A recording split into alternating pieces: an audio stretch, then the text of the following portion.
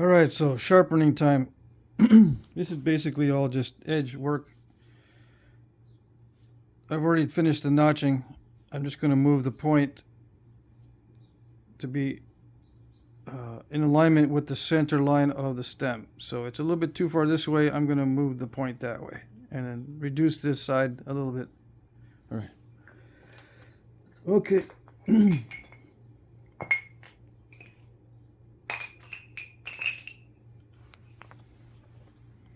This is just a 16 penny nail stuck into a 1-inch diameter oak dowel. In case you're wondering. 16 penny nail. And no, I did not try to clear my throat off camera. So probably be trying to clear my throat the whole time. Let's see. I can already feel it coming in now that I'm talking again.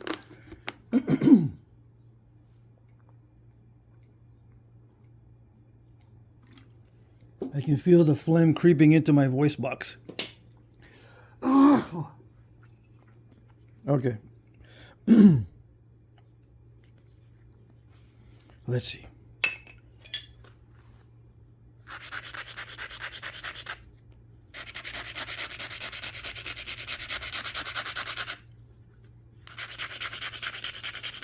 Probably should thin it down with the percussion. Yeah. Hold on.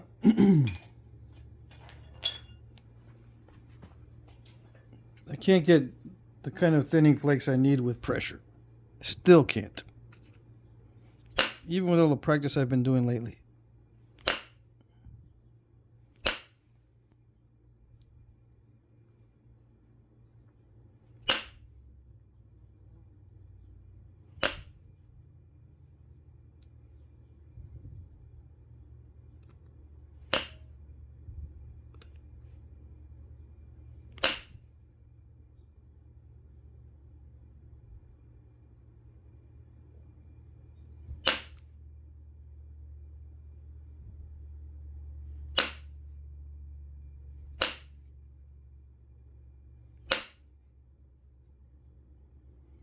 So, I was doing a lot of work with the file in the previous video. If you missed it, go back to the previous video if you want to see the file work.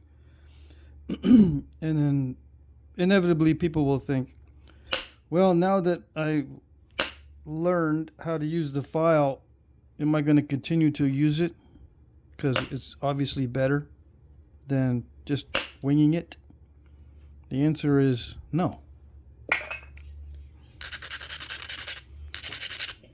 I will wing it sometimes. I will bring out the file sometimes. I'm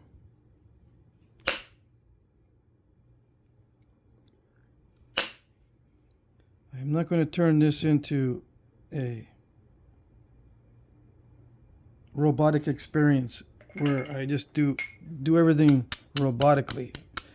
Yeah, if I feel like taking out the notching tool, I'll take it out. If I feel like getting the file out, I'll get it out.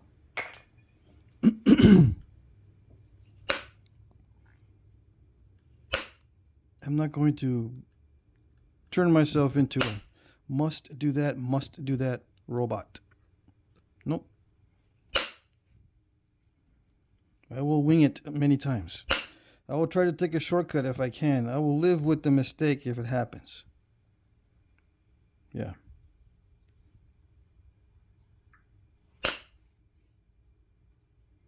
And if people say, I'm not doing real flint napping, I'll just live with that too.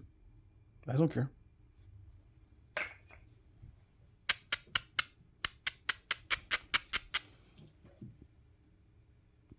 Yeah, just because you don't care doesn't make it real flint napping. You're still not doing real flint napping.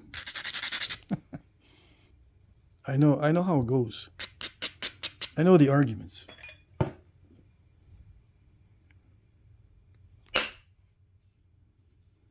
What is real flint napping? What's the big picture? You're making a survival tool. If it helps you survive, it's successful. It's real. Yeah. That's it. You got the definition of real screwed up. Yeah.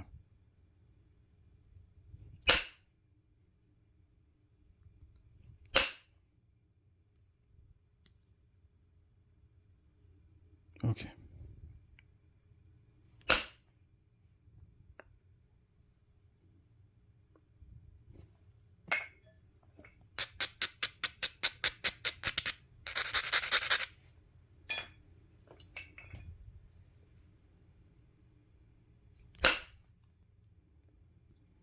So yeah, the indirect percussion is helping me thin this down where just regular pressure flaking wouldn't do it.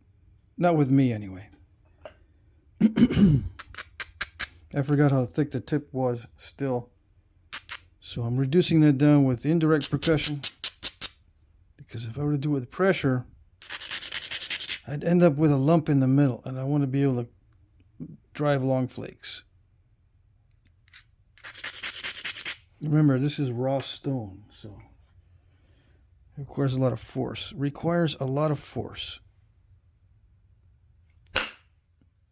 Yeah, I can't do that with pressure.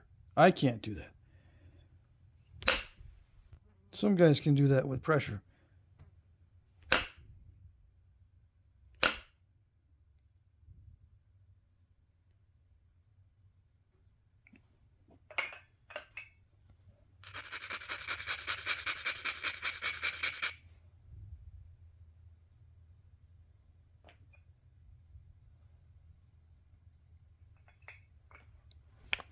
Let's see, I might be able to finish that with pressure now.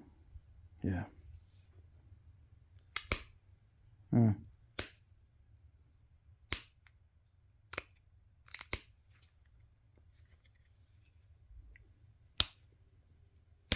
If I get premature flaking, it won't work, but as long as there's no crushing or premature flaking, or premature flakeration, as I call it. If I can get a purchase on the edge and push off a good flake with pressure,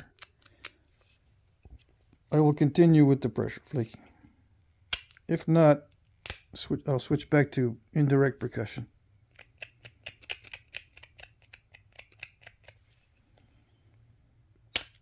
Yeah. I'm getting the crushing stuff going on there.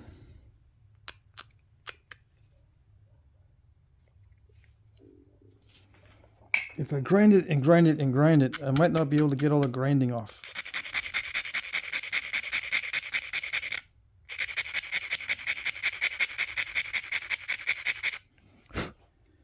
And it won't do any good as far as sharpness goes. It might look good, but it won't be sharp if I can't get all that grinding off. Because some of you might be saying, just grind it a lot. Not grinding it enough. Yeah. It's got to be sharp when I finish. And you just live with the results the way it looks. If it's sharp, that means it's good. Doesn't do any good to look pretty and be dull. Yeah.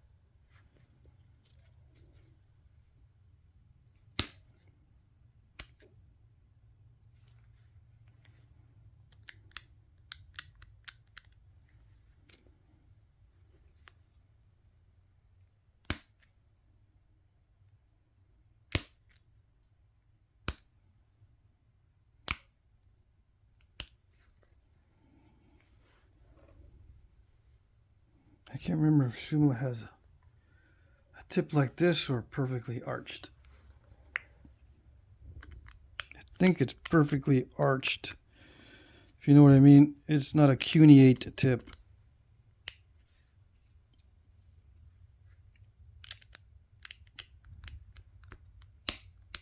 Look it up.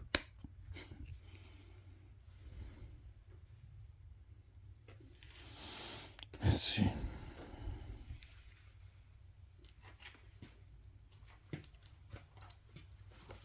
Yeah. One more grinding and one more pass.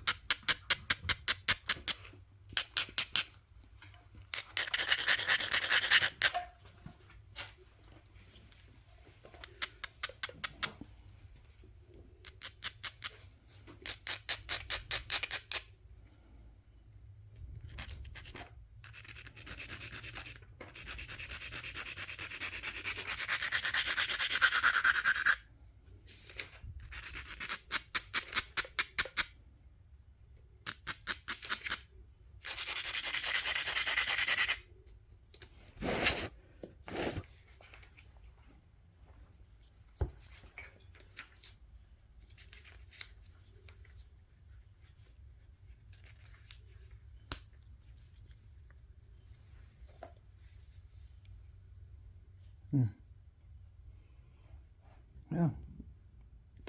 Let's see. I'm looking in the book, and it looks like there's both cuneate tips and arched tips. Okay, so there's a variation. Good. That's what I like. We have some variation to work with.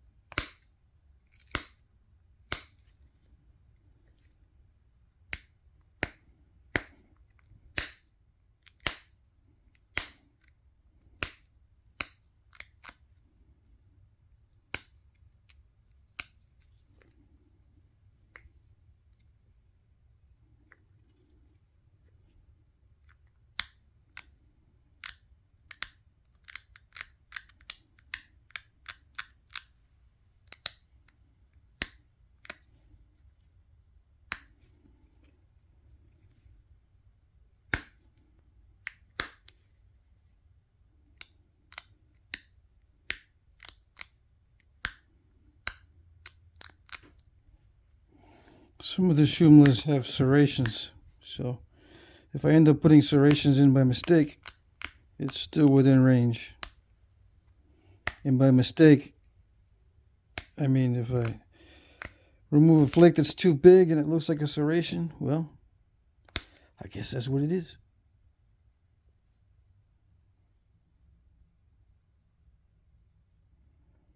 A lot of them look like they're straight edged instead of arched like this. Some of them are arched, so yeah. And these barbs down here are thinner on the Joomla, but I think it might be due to resharpening because some of the barbs are really, really skinny.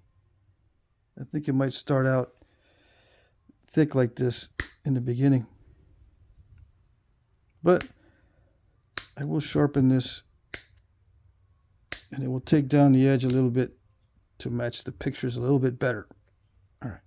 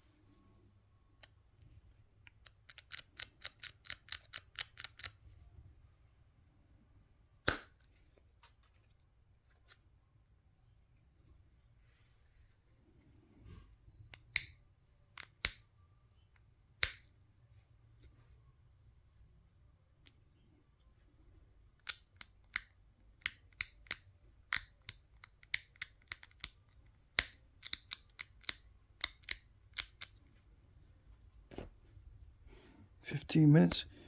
Yeah, I'll be done way before the 30-minute mark probably.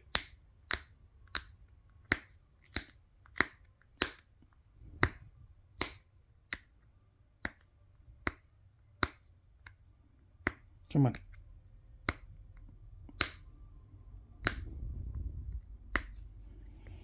And yeah, it's dicey to sharpen these barbs when there's such deep notches. But I'm not putting much pressure on the barb. I'm not bending it. It's on the pad.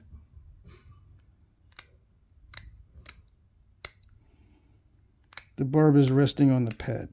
It's not above.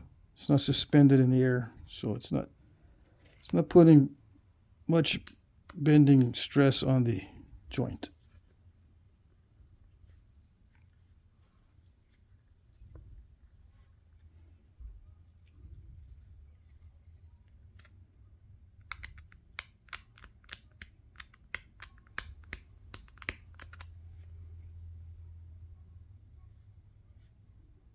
I do need to push off a big flake here, so hold on.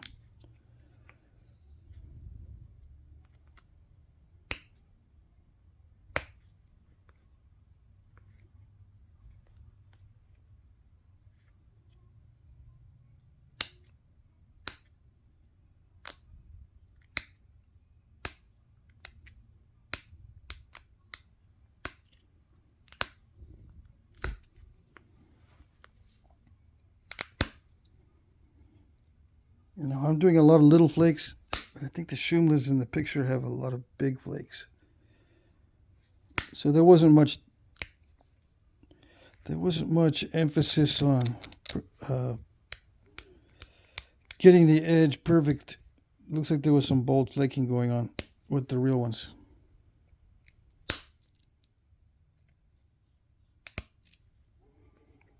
Yeah, the barbs are not symmetrical in many cases.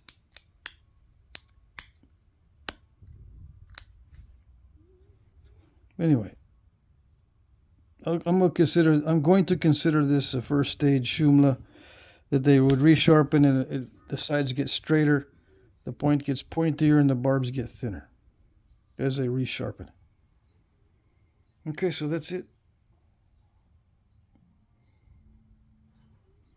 I could take that little issue out right there, maybe. But I have issues on the other side too. My typical point, tip of the point issues.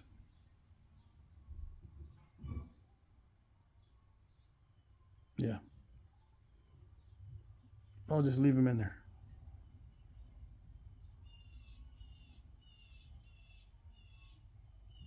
Okay, so there you go. That's it.